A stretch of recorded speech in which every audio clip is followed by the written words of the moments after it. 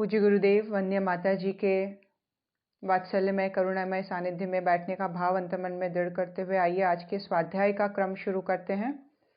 आज हम जानेंगे किस तरह से 10 प्राण हमारी पर्सनालिटी में काम कर रहे हैं, हमारे व्यक्तित्व में, हमारे ह्यूमन एग्जिस्टेंस में किस तरह से वो अपने काम को परफॉर्म कर रहे हैं, जिसका आभास हमें ज़रा सा भी नहीं हो पाता है। हम इस चीज़ को जानते ही नहीं है कि 10 अलग अलग तरीके से प्राण शक्ति, प्राण वायु, जिसको कि ठीक तरीके से अंग्रेजी में किसी वर्ड के द्वारा ट्रांसलेशन नहीं किया जा सकता, वैसे इसको जनरली लाइफ फोर्स या वाइटल एनर्जी के फॉर्म में कहा जाता है। ये जो प्राण तत्व है किस तरह से हमारे पूरी संरचना में एक बहुत ही इंटेलिजेंट फोर्स के तरीके से काम करता चला जा रहा है, हर एक चीज़ को संभाले हुए है, हर एक प्रोसेस को चलायमान रखने में किस तरह से ये प्राणवायु 10 प्राणवायु कार्य करते हैं और क्यों ये चीज़ें जाननी हमें ज़रूरी है, इसको जानकर क्या होगा,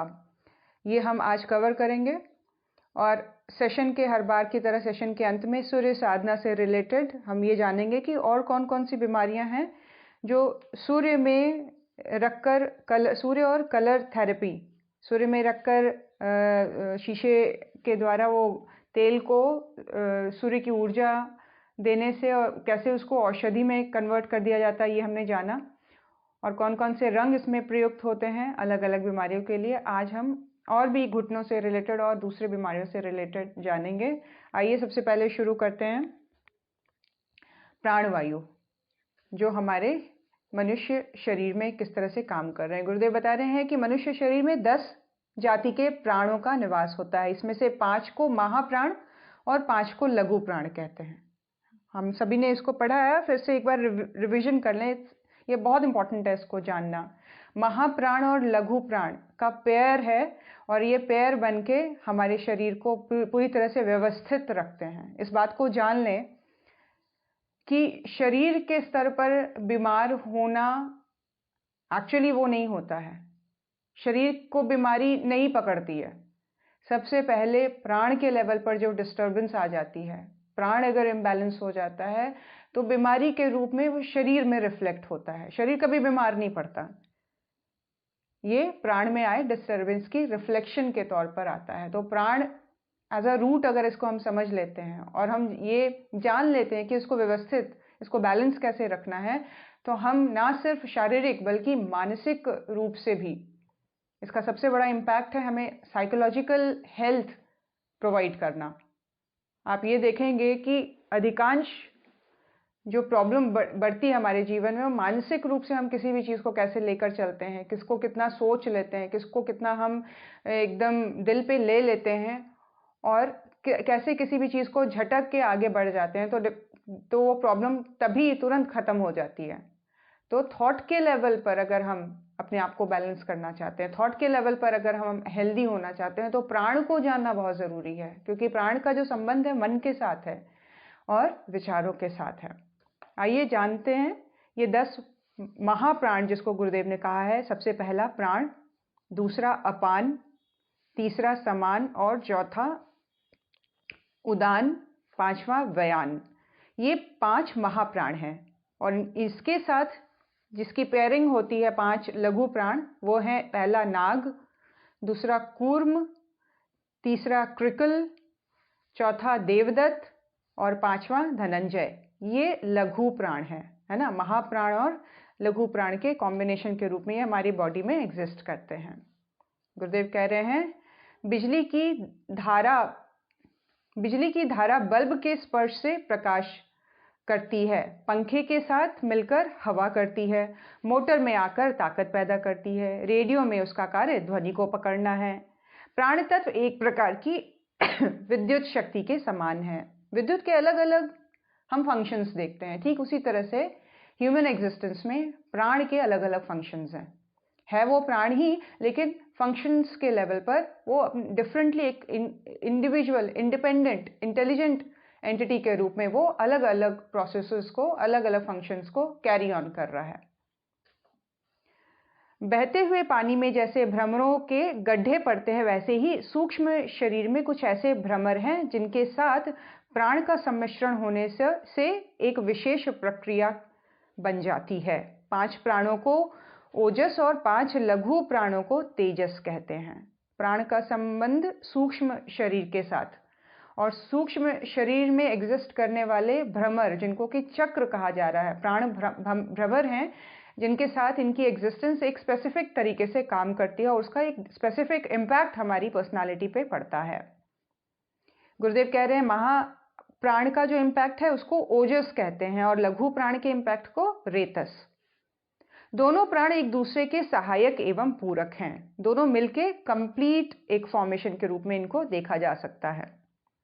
दोनों नेत्र, दोनों नथुने, दोनों कान, दोनों हाथ, दोनों पैर एक दूसरे के सहायक एवं साथियां। इसी प्रकार महाप्राण और लघु प्राण भी आपस में संबद्ध एवं सहायक हैं।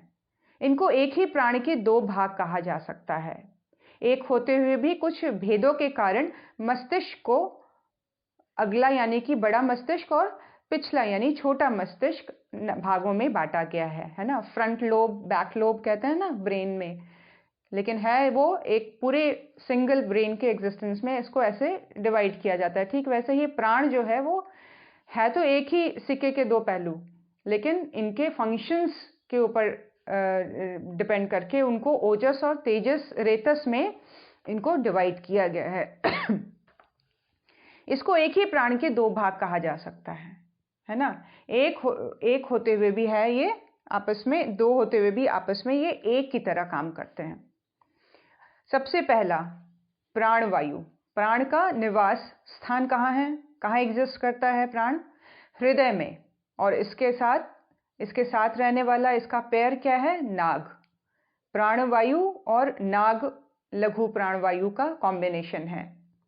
अपान की स्थिति गुदा और मूत्रेंद्रिय के बीच के मूलाधार के निकट रहता है। उसी के पास कूर्म लघु प्राण का निवास है। इनकी सबकी एग्जिस्टेंस अलग अलग है, फंक्शंस अलग अलग हैं। प्राणवायु जो है हृदय, इसीलिए बोलते हैं ना प्राण निकल गए उसके। हृदय में प्रविष्ट जो है बहुत ही इंपॉर्टेंट उसकी एग्जिस्टेंस है।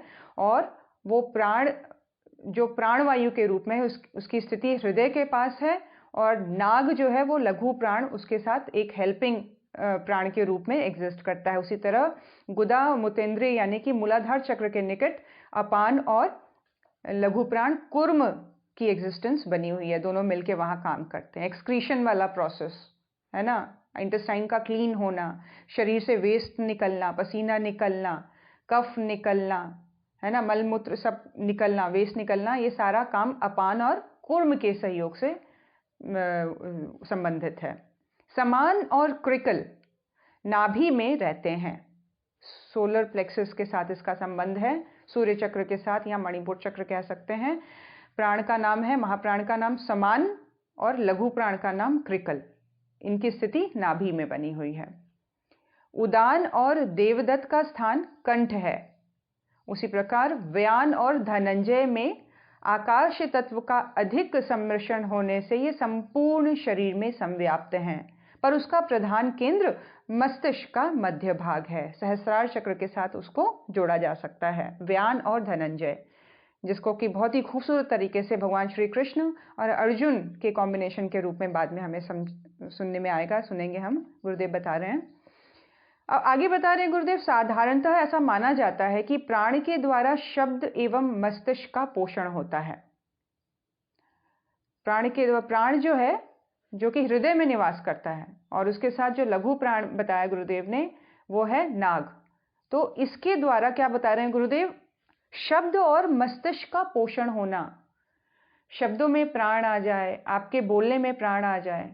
विवेकानंद ने जब शिकागो में अपने पहली ही पंक्ति अभी बोली थी कि कई सेकंड्स, कई मिनट्स के लिए वहाँ पे तालियां बजनी शुरू हो गई। उनके उस पंक्ति में इतना प्राण था, इतनी गहराई थी, इतना तेज था कि वहाँ के लोग खड़े होकर अपलॉज किया था उनके लिए, काफ़ी देर तक अपलॉज किया था। तो ये जो प्राण होता है ये शब्द और भावनाओं को बल प्रदान करता है।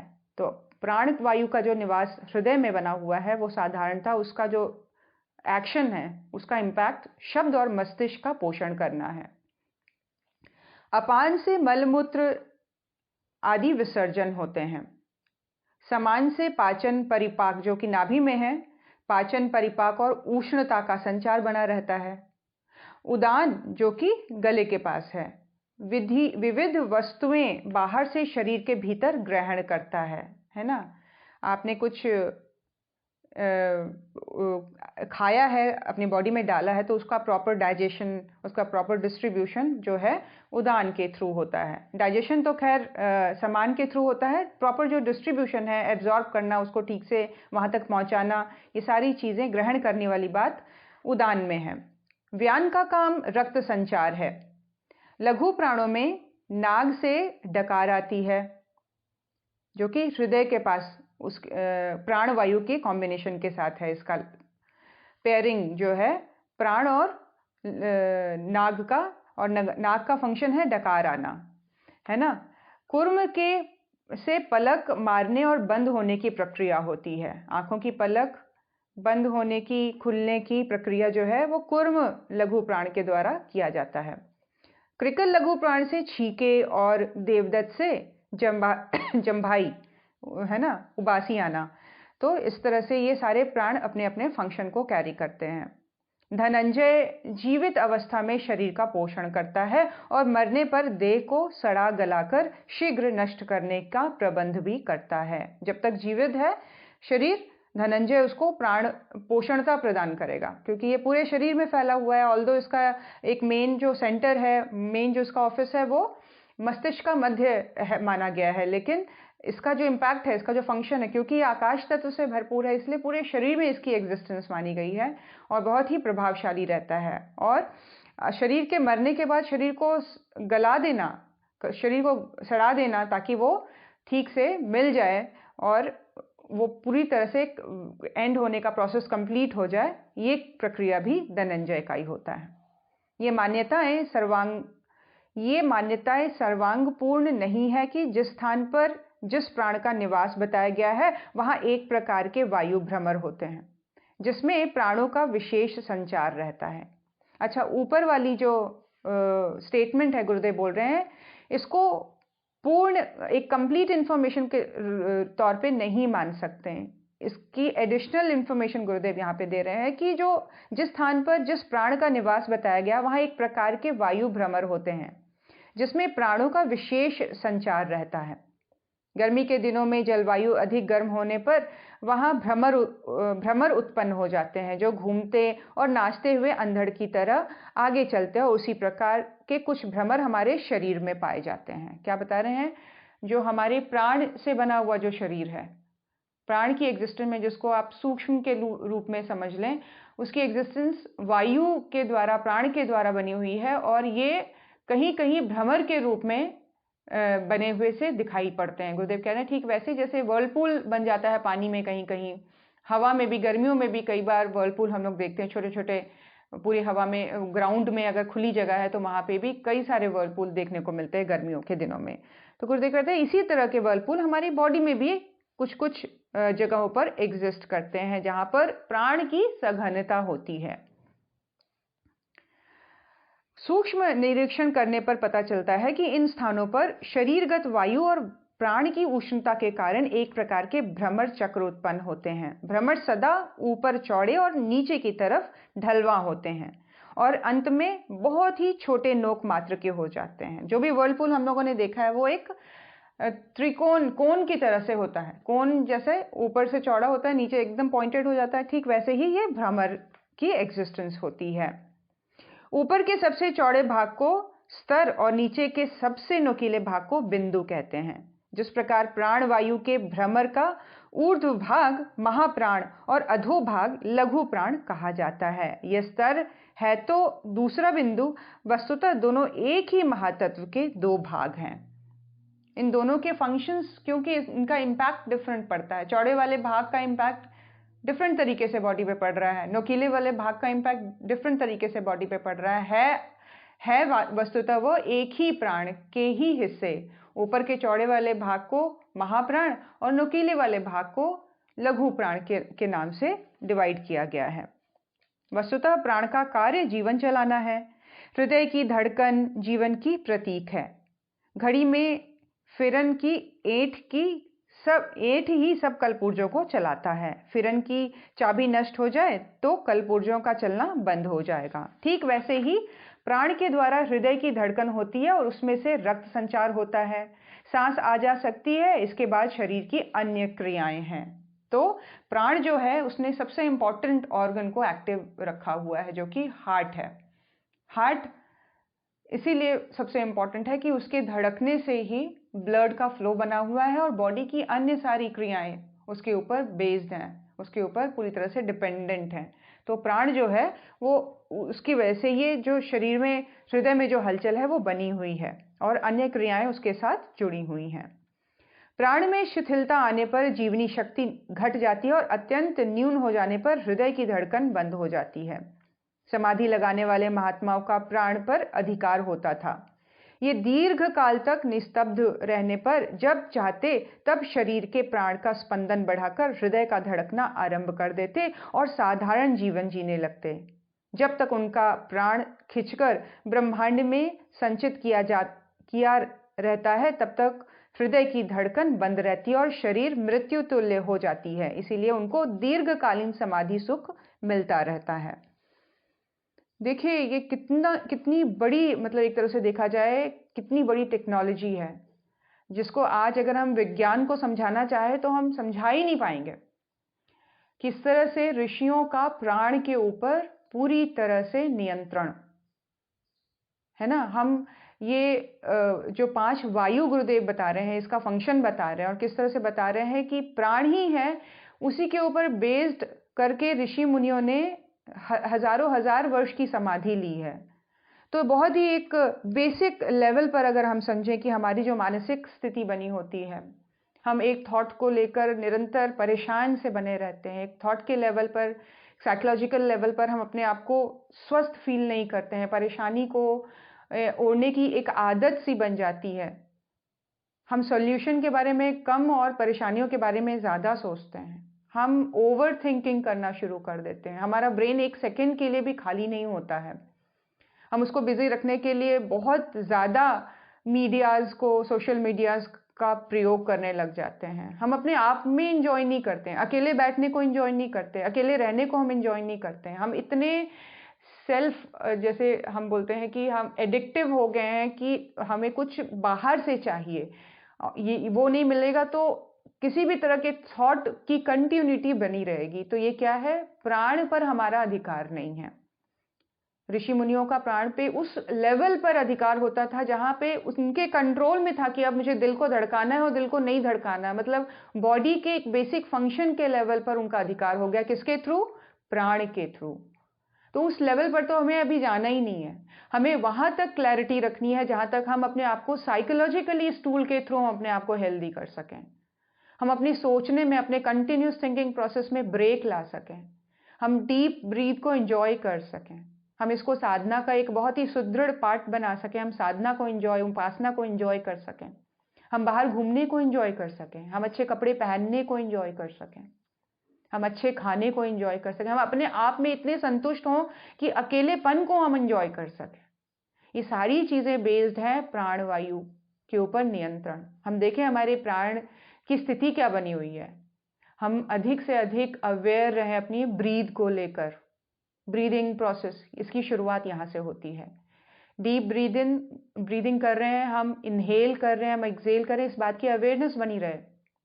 Instead of thinking too much, किसी चिंता, परेशानी, किसी दूसरे के बारे में कोई और प्रॉब्लमेटिक चीज को लेकर कैरी करते रहने से अच्छा है कि सबको छोड़ के, फेंक के, झटक के अपने आप को एकदम शांत और स्थिर लिटा के, बिठा के अपनी सांस के ऊपर फोकस करना शुरू करें। और कहते हैं ये जो टेक्निक है ये इतनी दृढ़ता ले आएगी अपनी पर्सनालिटी को अपने हाथ में, इतनी अवेयरनेस, इतना कंट्रोल ले आएगी अपने इमोशनल लेवल पर कि फिर हमें बाहर की चीज़ों की ज़रूरत नहीं पड़ेगी अपने आप को हैप्पी रखने के लिए, अपनी खुशी को बनाए रखने के लिए। इन सब चीज़ों का संबंध प्राण तत्व से है। 1 मिनट के लिए अभी इसी पल एक्सपीरियंस करिए। डीप ब्रीथ लीजिए और बोलिए मैं गहरी सांस ले रही हूँ। सांस छोड़िए और बोलिए मैं गहरी सांस छोड़ रही हूँ। अपने आप से बात कर रही है, अपने ब्रीदिंग के बारे में अवेयर रहिए और देखिए इसका फल, देखिए इसका जो रिजल्ट है वो किस तरह से हमारे थॉट प्रोसेस को, जो कि पुराना हो चुका है, जो कि बहुत ही तकियानुसी हो चुका है, जो कि एक गलत तरीके को लेके हम चलते चले जा रहे थे, उसको ब्रेक कर देगा एकदम से।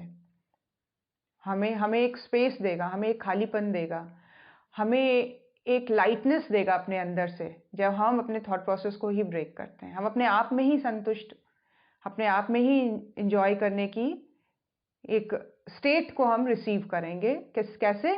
ब्रीदिंग के लिए अवेयर रहेंगे। जब बहुत ज़्यादा दिमाग सोचे तो वापस खींच के उसको ब्रीदिंग पे लाओ, और ब्रीदिंग के साथ आप प्रेयर भी जोड़ सकते हैं। इनहेल करते हुए मैं सबके लिए सद्बुद्धि की प्रार्थना करती हूँ, एक्सेल करती हुए मैं सबके लिए सद्बुद्धि की प्रार्थना करती हूँ। एक एक लाइन जोड़ दिया। या अपनी ही हेल्थ के लिए कि ये सांस जो अंदर जा रही है मेरे रोम रोम को हेल्दी कर देगी, मेरा शरीर पूर्ण रूप से स्वस्थ।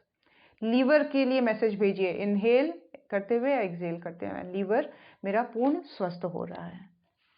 तो इस तरह से एक एक लाइन के साथ अपनी ब्रीदिंग को जोड़ दिया और उसके साथ साथ काम भी करते चले जा रहे हैं। ये कमाल कर देता है लाइफ में। एक बुक है बहुत ही इंटरेस्टिंग, जो कि बौद्ध जो अभी धर्म से रिलेटेड है, उसको एक बहुत हाई लेवल के साधक हैं जिनका नाम है थेक नाथ हान। उन्होंने बुक लिखी है ब्रीद यू आर अलाइव, अ सूत्र on the full awareness of breathing. वो बोल रहे हैं कि इस तरह से जो प्रार्थना है, अगर हम ब्रीदिंग के साथ जोड़ दें या अपने आप को ऑटो सजेस्ट अफर्म करने की का थॉट, ये जो प्रोसेस है इसको जोड़ दें। जैसे ब्रीद इन करो, I know I am breathing in. बहुत ही बेसिक लाइन है कि हाँ मुझे पता है मैं डीप ब्रीथ कर रही हूँ। ब्रीद आउट करते हो, I know I am breathing out, है ना। शॉर्ट ब्रीद ले रहे हैं तो I know I am breathing in short breathe, है ना। छोटी सांस ले रहे हैं तो अपने आप को ऐसे बोलते हुए, गहरी सांस ले रहे हैं तो अपने आप को ऐसे बोलते हुए। तो हम जब ब्रीदिंग के साथ अपने आप को जोड़ते हैं ना, इसका बहुत गहरा इम्पैक्ट हमारे व्यक्तित्व के ऊपर पड़ता है और किस तरह से ये बैलेंस करता है प्राण के लेवल पर। प्राण कहीं भी इम्बैलेंस हुआ पड़ा है, गड़बड़ाया हुआ है, तो किस तरह से वो ये प्रोसेस, ये प्रैक्टिस जो है वो किस तरह से हमें स्वस्थ करती है। इन्होंने बहुत सारी लाइन लिखी है इसके लिए कि ब्रीद इन किया, आई काम माई मेंटल फॉर्मेशन, है ना। I am aware of my mind, I am aware of my nature, I am aware of my reactions. इस तरह से बहुत सारी डिफरेंट तरीके से अपने आप को ऑटो सजेस्ट करने वाली बात, अफर्म करने वाली बात करते हुए, है ना, कि आई ब्रीद इन करते हुए I concentrate on my mind, breathe out करते हुए भी I concentrate on my mind. तो इस तरह से आप खुद के लिए अलग अलग जो भी आपकी रिक्वायरमेंट है उस हिसाब से, भय लगता है तो मैं निर्भय हो रही हूँ, ब्रीद आउट करते हुए मैं निर्भर हो रही हूँ, मेरा भय सारा निकल गया, इस तरह से। और सबसे जो प्रचंड जो हमारे ऋषियों ने बताई है, सोहम। सोहम और कुछ नहीं, ब्रीद इन ब्रीद आउट के साथ अपने आप को प्राण के लेवल पर स्थिर करने की साधना है। प्राण का बहुत इंपॉर्टेंट एस्पेक्ट है। प्राणमय कोश ही अन्नमय कोश और आगे के 3 मनोमय, विज्ञानमय और आनंदमय कोश को बहुत ही स्ट्रॉन्ग तरीके से इम्पैक्ट करता है। इसको स्किप नहीं किया जा सकता। इसीलिए इसकी एक बेसिक प्रैक्टिस के रूप में गुरुदेव ने प्राणाकर्षण प्राणायाम बताया है। अब यहाँ पे गुरुदेव जो आगे बता रहे हैं मैं पढ़ देती हूँ कि प्राण पर अधिकार प्राप्त किए बिना लंबे समय तक स्थिर समाधि नहीं लग सकती। प्राण पर अधिकार करके दीर्घ काल तक जीवन स्थिर रखना, मृत्यु को इच्छानुवर्ती बना लेना संभव है। एक मनुष्य दूसरे को प्राण दान देकर दीर्घ काल तक जीवन स्थिर दे सकता है। जैसे एक मनुष्य का रक्त दूसरे शरीर में पहुंचाया जा सकता है, ठीक वैसे ही एक मनुष्य अपने प्राणवायु को दूसरे के शरीर में प्रवेश कर सकता है। ये मनोबल उसको मिल जाता है। अपान। अपान का स्थूल कार्य मलों का ठीक तरह से विसर्जन करना है। देह के भीतर सदा पैदा होते रहने वाले मलमूत्र, पसीना, कफ, विजातीय पदार्थ, विष, है ना, इन सभी पदार्थों को अपान जो है वो अनेक छिद्रों द्वारा शरीर से बाहर निकालता रहता है। यदि अपान अपनी यह क्रिया ना करे तो शरीर में मल निकलने की शक्ति घट जाएगी और अपच, जुकाम आदि अनेक रोग पैदा होते रहते हैं। तो अपान अगर गड़बड़ाए तो ठीक तरह से इंटेस्टाइन क्लीन भी नहीं होगा और भी तरीके से जो पसीना आना और ये सब होना चाहिए, ये सारी चीज़ें जो प्रक्रियाएं ढीली पड़ जाएंगी और शरीर रुग्ण होता चला जाता है। ऐसे लोगों को ही ज़्यादातर देखा गया है, अपच की प्रॉब्लम रहेगी, सर्दी जुकाम हमेशा बनी रहेगी। इसके अतिरिक्त अपान की सूक्ष्म क्रिया जननेंद्रिय में होती है ना, जैसे काम वासना का आधार इसी पर निर्भर करता है। समान प्राण उदर में नाभि के नीचे होता है। समान वायु के बारे में, पाचन इसका मुख्य कार्य है। गर्मी, उष्णता एवं पित्त को समान का प्रतीक कहा गया है। शरीर में चंचलता, स्फूर्ति, उत्साह, छरहरापन एवं चमक इसी के कारण होता है। त्वचा की चिकनाई, कोमलता, चमक में क्रिकल प्राण का अस्तित्व परिलक्षित होता है। खूब भूख लगना, अधिक आहार करना, जल्दी पचा लेना, सर्दी के प्रभाव से व्यथित ना होना समान की विशेषता है। जिनमें यह प्राण कम होगा वे सर्दी बर्दाश्त नहीं कर सकते हैं। जाड़ों में उनकी देह लुंज पुंज हो जाएगी। कानों को, उंगलियों को, पैरों को बड़ी ठंड लगेगी। ठंडे जल में जाड़े के दिनों में स्नान करना उनके लिए बड़ा कष्टकर होगा। अधिक कपड़े लादे रहने पर भी ठंड नहीं छूटेगी। ये समान वायु अगर इम्बैलेंस है तो इस तरह से ये इसकी प्रॉब्लम होती है, ठंड ज़्यादा लगनी। ऐसे लोगों का जरा से भोजन से पेट भर जाता है। गर्म पदार्थ खाने की, धूप या अग्नि के निकट बैठने की इच्छा रहती है। ऐसे मनुष्य अपनी दुर्बलता के कारण सर्दी को बर्दाश्त नहीं करते, पर गर्मी का मौसम उनकी प्रकृति के अनुकूल पड़ता है। देखिए, वायु के डिफरेंस से इस तरह की वृत्ति का जागरण हो जाता है। हम बोलते हैं हम ऐसे हैं, हम ऐसे नहीं हैं, हम किसी भी तरह से नहीं हैं। हमें रिफ्लेक्ट कर रहा है हमारी प्राण की स्थिति, है ना। तो उसको चेंज किया जा सकता है, उसमें चेंज लाया जा सकता है। कैसे? अपनी ब्रीदिंग को वॉच करने से, अपनी ब्रीदिंग के ऊपर अलर्टनेस बढ़ा देने से, अवेयरनेस को बढ़ा देने से। कहीं और अवेयरनेस नहीं बढ़ानी है, सिर्फ अपने ब्रीदिंग के ऊपर। और इसकी प्रैक्टिस एक बेसिक और इनिशियल लेवल पर मैं अपने आप को बोल रहे हैं, मैं गहरी सांस ले रही हूँ, मैं गहरी सांस छोड़ रही हूँ, मैं छोटी सांस ले रही हूँ, मैं छोटी सांस छोड़ रही हूँ। इस लेवल की अवेयरनेस, इसके लिए एक स्पेसिफिक अपना टाइम बना ही लीजिए कि मुझे ये एज अ साधना करना है। क्योंकि प्राण के लेवल पर अगर कंट्रोल आ जाए तो इमोशनली व्यक्ति स्ट्रांग होता चला जाएगा और जितनी भी 90%, 99.9% जो लाइफ में प्रॉब्लम्स नजर आ रही हैं, चाहे वो ऊपर के लेवल पर, सर्कमस्टेंसेस के लेवल पर अभी समझ में आ रही हैं, लेकिन उसका जड़ कहीं ना कहीं हमारी साइकोलॉजी के साथ रिलेटेड है और ये उसको भी हील करता है, उसको ही हील करता है। प्राण का संबंध मन से है, विचारों से है, और वहां उस लेवल पर अगर अवेयरनेस, दृढ़ता, स्ट्रेंथ आ गई तो फिर बाहर की चीजें इम्पैक्ट नहीं करती हैं। आप किसी भी महापुरुष की जीवनी उठा के देख लें, उनको फिजिकल टॉर्चर किया गया, उनके सर्कमस्टांसेस अच्छे नहीं थे, उनको फिजिकल लेवल पर बहुत बड़े बड़े टॉर्चर सहे, लेकिन मानसिक लेवल पर कहीं कोई डरा हुआ नहीं दिखता है, कहीं कोई घबराया हुआ व्यक्ति नहीं दिखता है, मानसिक लेवल पर कहीं कोई चिड़चिड़ाया हुआ नहीं दिखता है, स्थिर है, दृढ़ है और बिल्कुल शांत है। ये किस चीज को शो करता है? प्राण की स्थिरता, प्राण के ऊपर नियंत्रण को शो करता था। तो ये एक्चुअली पूरी लाइफ को ट्रांसफॉर्म कर देने वाली एनर्जी है, जिस विद्या के बारे में गुरुदेव बात कर रहे हैं। और इसके ऊपर काम करना सबसे ज्यादा जरूरी है, किसी और चीजों के लिए नहीं। आप बहुत बड़े और बहुत आलीशान घर में रह रहे हैं और मानसिक रूप से विक्षिप्त हैं, आप अपने आप को ही नहीं एंजॉय कर पा रहे हैं, तो आप लाइफ का क्या करेंगे?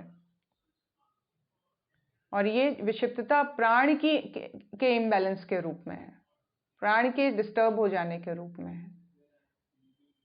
तो उस लेवल पर अपने आप की तैयारी, अपने आप को समझाना, अपने आप के साथ बात करना, अपने आप के साथ होने को एंजॉय करना। गुरुदेव बता रहे हैं प्राण, तो ये जो प्रॉब्लम बताई समान के साथ कि ऐसे लोगों का जरा से भोजन से पेट भर जाता है, गर्म पदार्थ खाने या धूप में बैठने में उनको आनंद आता है। ऐसे मनुष्य अपनी दुर्बलता के कारण सर्दी को बर्दाश्त नहीं करते। जो भी है ये समान वायु के डिस्टर्बेंस की वजह से। समान प्राण का स्वास्थ्य से बड़ा संबंध है। समान का जो इम्पैक्ट है बॉडी के लेवल पर बहुत गहरा है। इंद्रियों को रसानुभूति समान के आधार पर घटती बढ़ती रहती है। स्वादिष्ट पदार्थ, मनोरम दृश्य, मधुर ध्वनि, सुखद स्पर्श, सुगंधित गंध को भली प्रकार ग्रहण करने और इससे आनंदित होने की क्षमता समान प्राण वालों में ही होता है। जिनका समान घट जाए वह सब प्रकार की सुखद परिस्थिति होते हुए भी खिन्न, असंतुष्ट, झुंझलाया रहेगा। देह का कोई ना कोई अंग बीमार ही रहेगा। सोचिए समान की कितना इम्पोर्टेंट एक प्राण तत्व किस तरह से हमारे अंदर काम कर रहा है, हमें पता ही नहीं है। हम सोचते हैं ये मेरी आदत बन गई है, हम सोचते हैं फलाना व्यक्ति ही ऐसा है। नहीं है। हर एक चीज को करेक्ट किया जा सकता है, इम्प्रूव किया जा सकता है, हर एक चीज में चेंज लाया जा सकता है। इस बात की क्लैरिटी तो हो ही गई एटलीस्ट हम सबको कि प्राण के लेवल पर अगर कहीं कोई इम्बैलेंस आता है तो इस तरह से रिफ्लेक्शन है वो हमारी पर्सनालिटी के थ्रू कि भाई अच्छे जगह में, अच्छे लोगों के बीच में, अच्छी सुखद सुंदर एनवायरनमेंट में रहना भी कई लोग एंजॉय नहीं कर पाते हैं। और इसकी वास्तविकता कहाँ छिपी हुई है? जो समान वायु उसका इम्बैलेंस हो गया है। वो स्पर्श का भी आनंद नहीं ले रहा है, वो चीज़ों के अपने घर में होने को भी एंजॉय नहीं कर पा रहा है। वो अपने अंदर बहुत सारे टैलेंट को होने को वो रियलाइज ही नहीं कर पा रहा है। अपने पास क्या है जिसके लिए वो ग्रेटफुल रहे, जिसके लिए वो ग्रैटिट्यूड शो करे भगवान को, इस बात की भी अवेयरनेस उसमें नहीं है। तो क्या है ये? समान में आई डिस्टर्बेंस, समान वायु। ऐसे लोगों को सन्निपात, मोतीझार आदि तीव्र रोग तो नहीं होते, पर जुकाम, खांसी, पेट में दर्द, सिर में हल्का भारीपन, दांतों का दर्द, आंखों की कमजोरी, देह का टूटना, थकान जैसे मंद रोग घेरे रहते हैं। एक से पीछा छूटने से दूसरा उत्पन्न हो जाता है। तो ये डिस्टर्बेंस है समान वायु की। समान का बहुत ही गहरा इम्पैक्ट हमारे स्वास्थ्य के साथ गुरुदेव बता रहे हैं। आगे गुरुदेव बता रहे हैं समान वायु पित्त का प्रतीक है।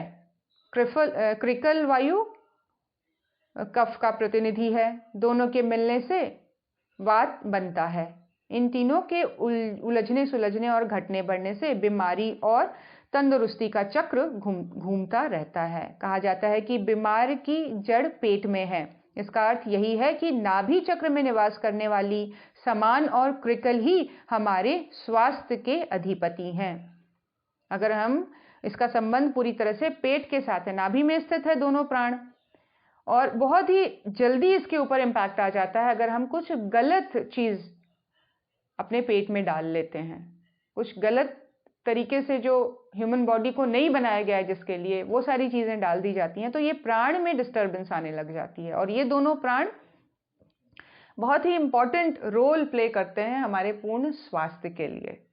तो नाभि में इसकी एग्जिस्टेंस बनी हुई है और ये ही हमारे स्वास्थ्य का निर्धारण करते हैं। उदान प्राण का निवास कंठ में है और श्री और समृद्धि का ये स्थान है। लक्ष्मी जी का केंद्र कंठकूप की स्फुटा ग्रंथि को माना गया है। लक्ष्मी जी की पूजा एवं स्फुटा के उत्तेजन से विनिर्मित कंठ में स्वर्णाभूषण धारण किए जाते हैं।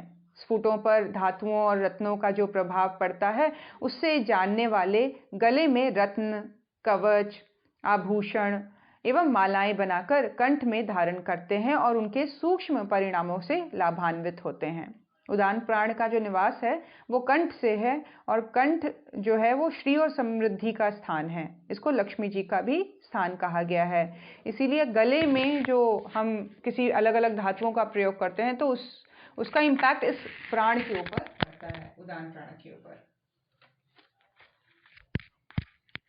प्रचुर मात्रा में उपलब्ध होती है ना। वर्ल्डली लेवल पर अचीवमेंट्स, वर्ल्डली लेवल पर अपने आप को एक्टिव रखना, बिजनेस करना, लेन देन, जिसको बोलते हैं कि लोगों के साथ व्यवहार और ये सब है ना, आदान प्रदान, ये सब करने का जो सेंस है वो इस ऐसे व्यक्ति में बहुत बढ़ा चढ़ा होता है, जिसकी उदान वायु परिपुष्ट है, पूरी तरह से बैलेंस्ड है।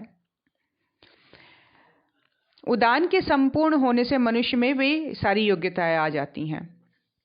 जिसकी स्फुटा ग्रंथि जागृत है वे कभी भी अभावग्रस्त नहीं रहते, उनकी हर उचित आवश्यकता समय पर पूरी हो जाती है। ये स्फुटा जो कि कंठकूप में स्थित है। देवदत्त जो कि सूक्ष्म प्राण आध्यात्मिकता और संपदाओं का स्वामी है। अष्ट सिद्धियां एवं नव निधियां देवदत्त से संबंधित हैं। शाप, वरदान, दूर श्रवण, अणिमा, लघिमा, महिमा आदि चमत्कारों का केंद्र देवदत्त प्राण है। अमीर, संपन्न, बड़े व्यापारी, धनी, लक्ष्मीपति बनना, जैसे घर में जन्म पाना, वैसी आकस्मिक सहायताएं प्रदान होना, वैसे अवसर, सुझाव या मित्र मिल जाने उदान प्राण के शक्तिशाली होने पर निर्भर करता है। उदान प्राण अगर शक्तिशाली है और पूरी तरह से बैलेंस्ड है, बॉडी में पूरी तरह से संपन्न है, तो इस तरह से बड़े बड़े लोगों का सहायता है ना, व्यापारी और आकस्मिक जो सहायताएं हैं, सुझाव मिलने, मित्रों के सुझाव मिलने, ये सारी चीज़ें उदान प्राण के शक्तिशाली होने पर डिपेंड करता है। सोचिए, हम अपने बॉडी तक ही अभी प्राण के इम्पैक्ट को समझ रहे थे, लेकिन यहाँ गुरुदेव बता रहे हैं कि तुम्हारे लिए सर्कमस्टेंसेस भी, बाहर से आने वाली सहायता भी तुम्हारे अंदर की प्राण की स्थिति पर निर्भर करता है।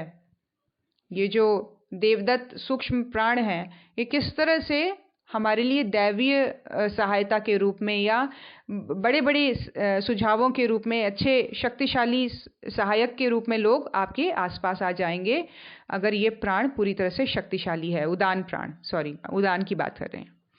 जब यह प्राण निर्बल हो जाता है तो लक्ष्मी विदा होती है। ऐसे गलत कदम उठ जाते हैं, ऐसी परिस्थितियां उत्पन्न होती हैं जिसके कारण घाटे पर घाटा होने लगता है, चोट पर चोट लगती है और मनुष्य कुछ ही दिनों में निर्धन हो जाता है। ऐसा कई बार हम लोग सुनते हैं कि बहुत अमीर था और अचानक ही बिल्कुल ही रोड पे आ गया। ऐसी कई कहानियां सुनने को मिलती है। तो इसकी वास्तविकता, अब ये प्राण तत्व किस तरह से दुर्बल हो रहे हैं या किस तरह से शक्तिशाली हो रहे हैं, ये निश्चय ही हमारे कर्म, हमारे विचार, हमारे जीवन को जीने के तरीके के ऊपर इसकी प्रबलता या इसकी निर्बलता डिपेंड करती है।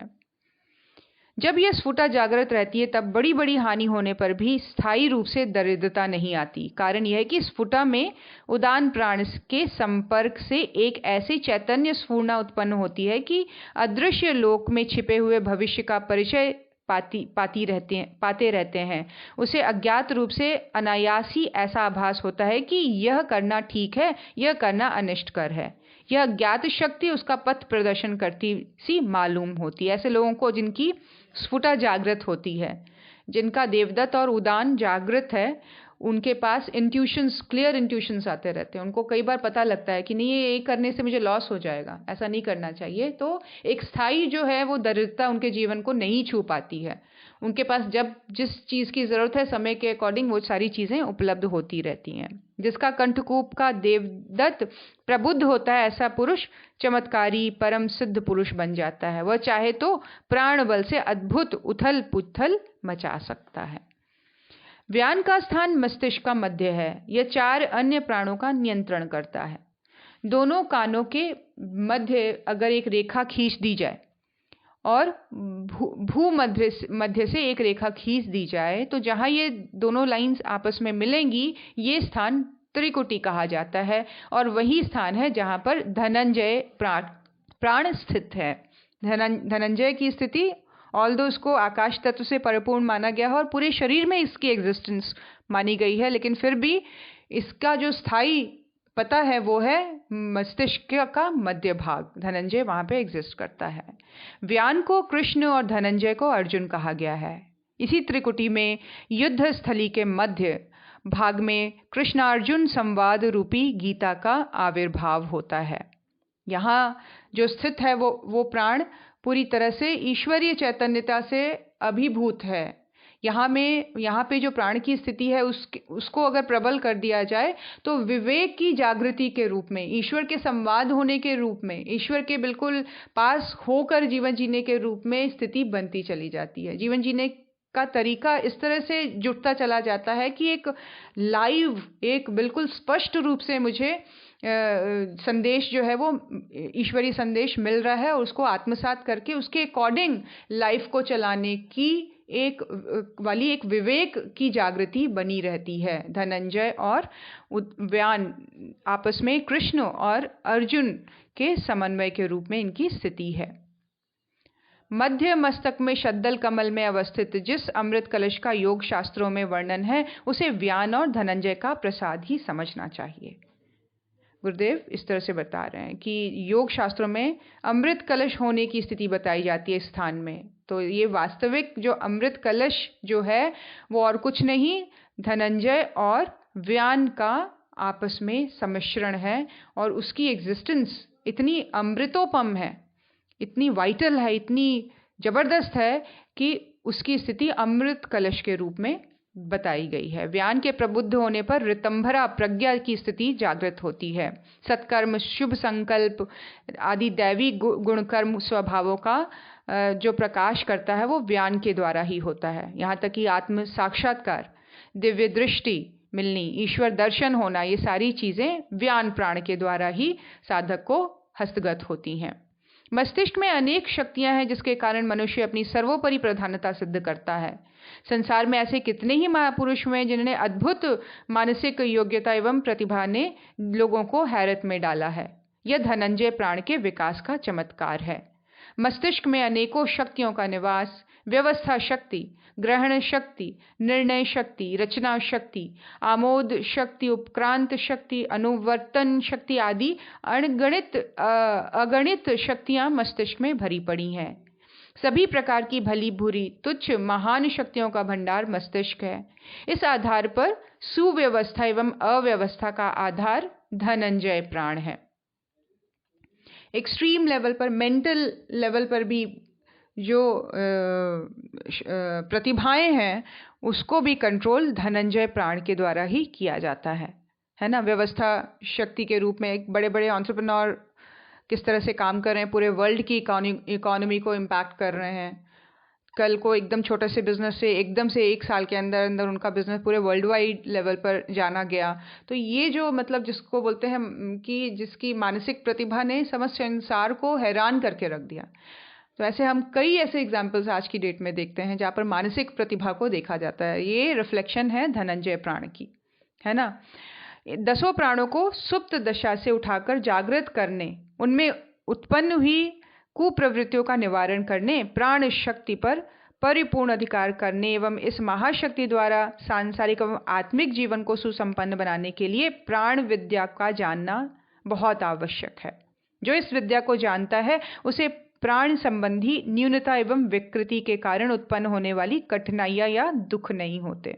अब इस प्राण विद्या को किस तरह से ऊर्ध्वगामी बनाया जाए या इनको किस तरह से शक्तिशाली बनाया जाए, इनको कैसे हम इस तरह से जान लें कि इसके द्वारा हम अपने जीवन में, हम अपने पर्सनालिटी में अपने विवेक के अकॉर्डिंग चेंजेस ला सकें। काफ़ी है। गुरु सत्ता के चरणों में नमन करें, उनसे हम आशीर्वाद मांगें, प्राण के लेवल पर हमारी समझ और बढ़े, हमारी प्रैक्टिस बढ़े, हमारी अवेयरनेस, अलर्टनेस बढ़े, ऐसी प्रार्थना। ओम नमोस्त्वनंताय सहस्त्रमूर्तये सहस्रपादाक्षिशिरोरुबाहवे सहस्रनाम्ने पुरुषाय शाश्वते सहस्रकोटियुगधारिणे नमः सहस्रकोटियुगधारिणे नमः।